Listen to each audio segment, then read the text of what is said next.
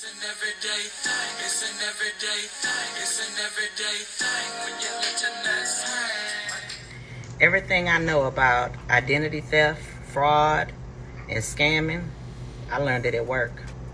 The first time I realized that nobody is safe from identity fraud was about 7 or 8 years ago. A couple came into the dealership late one Saturday evening. It was right around closing, and one of the managers approached them and said, "Hey, we closed at 7, but I'll get somebody to call you back on Monday morning." And that's what he did. He handed me the lead, and on Monday morning I called him. I spoke with the wife. She told me she was very pregnant, about to deliver, and her husband was buying her this E53 coupe that they saw there Saturday as a push gift. Now, just in case you don't know what a push gift is, a push gift is when after a woman has a baby, their baby daddy, husband, family, whomever, gifts them with something really nice. In this case, it was going to be a car. So and she was like, if I can, I'd like to do as much as possible electronically, and then my husband will come up there, and if he likes the car after he drives it for me, then I can come and sign. Okay, cool, no problem. So I sent her the credit app electronically. She sent it back with a copy of her license. All of her credentials matched. For income, they put her husband owns a construction company. They, income was good, credit was good, everything checked out. I scheduled my appointment with them for that evening around 5:30. And within 5 minutes of us pulling this lady's credit, the receptionist called me and was like, "Hey, there's a lady saying that we just pulled her credit. I looked in the system. Is your customer?" I said, "Okay, put her through." She put the lady through, and the lady told me that, "Ma'am, y'all just pulled my credit, but that's not me." She was like, "I am in Pittsburgh, and my identity was stolen about 2 months ago, and I've been trying desperately to get these people stopped." She said they have already purchased a $90,000 vehicle on my credit, a $90,000 truck. And I'm thinking to myself, man, what kind of truck could that be? She told me the name of the local dealership that they were able to get away with it, and I recognized the name of the dealership. So remember that $90,000 truck bought at a local dealership here in Houston. So she then asked me, could I call the police? And after doing some research, management told me, no, you can't call the police. But the police said that she could call the police. So I arranged with her to let her know when they arrived. And once they arrived, then she would call HPD. And that was the plan. And, we were going to execute it upon their arrival around 5:30 that day. So all day long, I'm like super nervous, because I'm like, I'm sort of a Karen when it comes to being scary. If I don't know at what capacity of a criminal this person is. I feel like if you'll steal, you'll kill, and so on and so forth. So I'm super nervous all day, but I'm gonna still try my best to help this lady. So around 5:34, I see this large F-350 pull into the dealership, and it had paper tags on it from that local dealer, and I knew that was them, right? So I went ahead and I texted her and I said, hey, they're pulling in right now. So once he parked, he came on in. He was by himself, and I sat him down, going over some numbers, just kind of bullshitting until I see HPD or my coworker give me the thumbs up that they are in the building. And the plan was for me to walk him to see the car, because remember, he hadn't seen the car yet, and to drive it. But once I got past the receptionist counter on my way to the car, then the police would apprehend him, and the plan worked. I was walking him across the showroom floor, and the police came in through the front door, grabbed him, took him outside. For the next hour and a half, 2 hours, the police was outside with this man, right? To only come back and tell us that the DA won't accept the charges. I'm like, why? why won't the DA accept the charges? And they were like, because all of the interaction, all of the electronic signatures, all of that stuff, it was done by the wife. Now, the police also told me that, oh, he was willing to roll her under the bus. He was saying, don't take me to jail. I'll take you to her. I don't know anything about this, blah, blah, blah. So needless to say, they let the man go, and he started walking towards the highway. Well, the truck that he drove up in was still parked there, and they told him he couldn't take the truck because they needed it for investigation. But not one of these brilliant boys in blue thought to go look in the freaking truck. Because when they got to that truck, baby, they found binders full of driver's license, IDs, social security cards, birth certificates, you name it, hundreds and hundreds of information about other people. And that was enough for them to arrest him. So they mad dashed to the end of the driveway. He was almost at the freeway. Apprehended him, took him to jail. Now, mind you, that truck he was driving, oh, he had it looking official. He had big, like those magnetic, what you call them, those magnetic signs on his door for his construction company. He had these numbers on the tailgate that, you know, I see sometimes in oil fields and stuff like that. It just looked real official. Like, he was driving around in this truck like nothing. And so after they took him to jail, they of course towed the truck. And we was like high-fiving. Yes, we did it. Okay, I called a lady. I texted her. I'm like, hey, they got him. He's going to jail. But sadly enough, he got right out because we were looking. And he posted like $1,000 bail.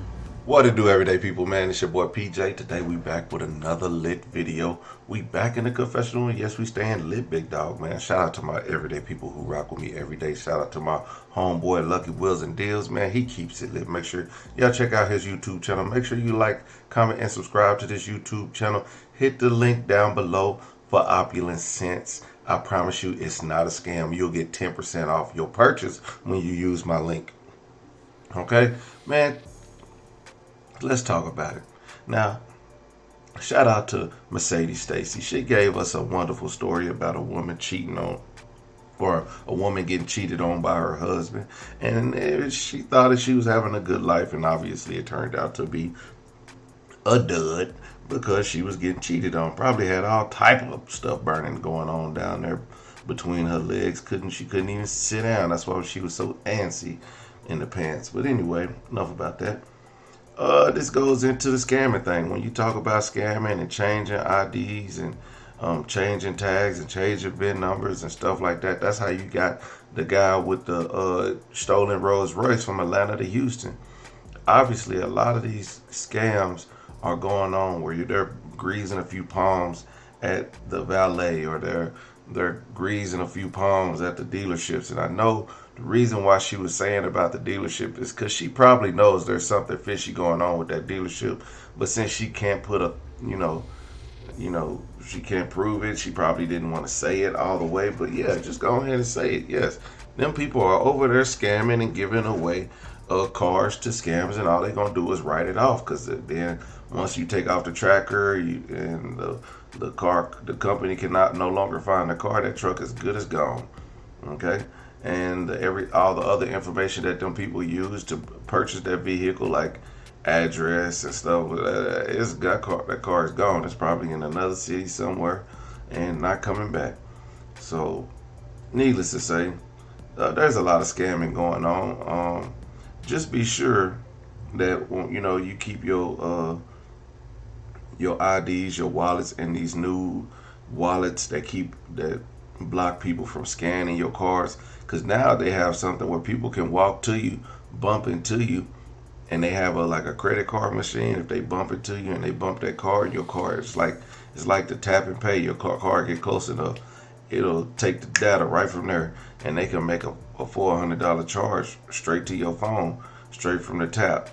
So it's happened, and it's happening fast. So be sure that you protect yourself. You know, I like to, when I go out of town, I keep my wallet in my front pocket, especially in New York, because, you know, pickpocketers, us in the South, everybody has their wallet in their back pocket. You can go and smack a nigga from the South and take his wallet right out his back pocket because you know where it's at.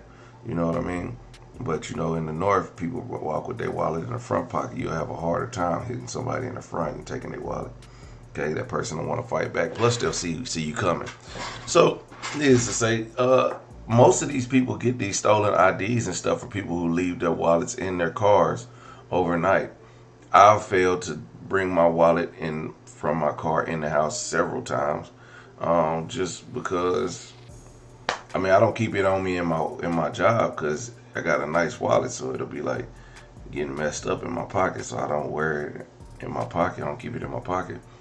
And when I get home, sometimes I leave it in the truck. But thankfully, my truck is in the garage, so you can't really take it. But just to say that I keep leaving it in there is just enough for me to be like, I gotta keep an eye on my personal belongings. Now, also, there's another scam out there on Facebook where if you're selling your car on Facebook, they'll send you, they'll be like, would you take a trade? You can see my car here. And if you click the link, it's another link to open up Facebook. Well, what that is a fake Facebook that will get your information. So as soon as you put in your login information, that will they'll save that login and password, and then they'll go into your Facebook, change your login and password, and now they have your account. So now they're running scams on your friends. The scam on your friends is, hey man, I'm in trouble. Can I borrow $20? And if your friend isn't smart enough to know that you wouldn't be asking for $20, or maybe you're the person that will ask for $20, that person will give them $20, and then now that person has ripped your friend off, stole your account, and they're doing it to everybody on your in your friends list. Okay, so you gotta watch out for stupid scams. Those are called phishing scams. Basically, they just see who they can hit. They know they're not gonna hit anybody. They just send out a bunch of messages to people who make posts on the marketplace and Facebook, and somebody's gonna click that link. Somebody's gonna put their information in, and they're gonna get their information. I remember where there was a Cashapp scam not long ago. People was like, "Hey man," or they'll be like, "I got locked out of my Facebook. Can you help me out?" So what they're doing is they're going to your Facebook and they're trying to reset the password, but they need the link. So as soon as you click the link,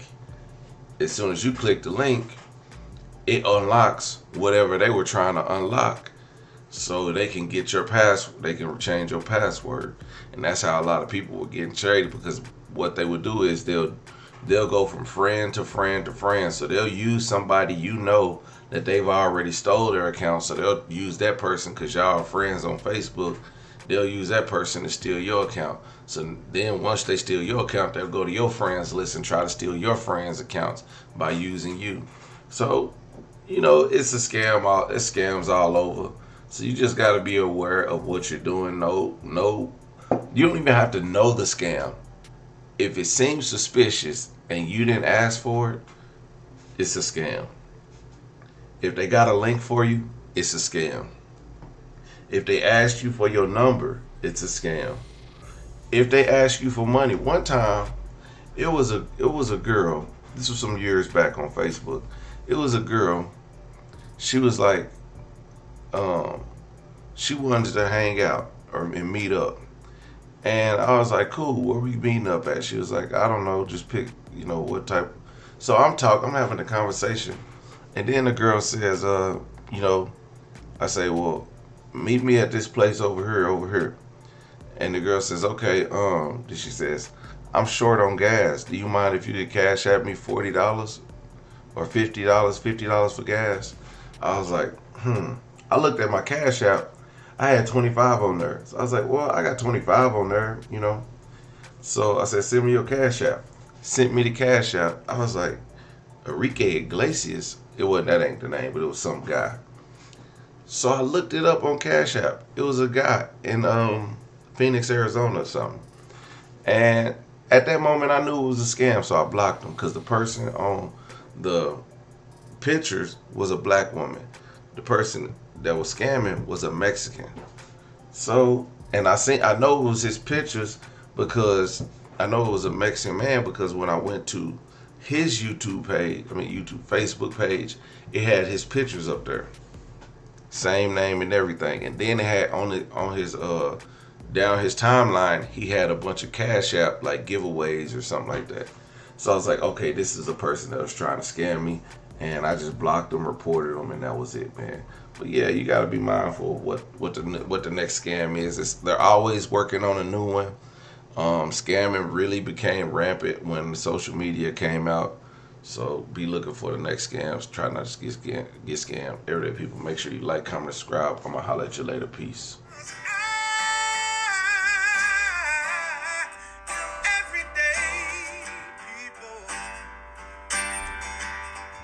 Day and night. For some women, it can start working in as fast as 1 week.